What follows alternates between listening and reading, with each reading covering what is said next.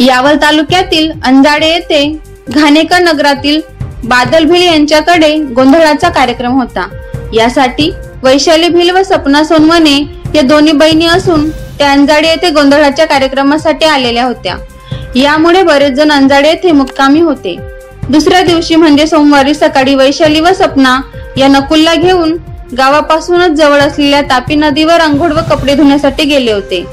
मुलाला घेऊन दोघी बहिणी नदीत उतरल्याने पाण्याचा अंदाज न आल्याने तिघे जण नदीत बुडाले। दरम्यान नकुलची बहीण अनु धावत घराकडे आली आणि मामाला म्हणाली, नकुल पाण्यात बुडाला। त्याला वाचवण्यासाठी आई व मावशीने पाण्यात उड्या घेतल्या, मात्र त्या पण पाण्यात दिसत नाहीत। त्या ऐकताच सर्वजण नदीकडे धावत आले, मात्र तोपर्यंत तिघे मृत झाले होते। याबाबत यावल पोलिसांना माहिती दिली असता पोलिसांनी घटनास्थळी येत तपास केला।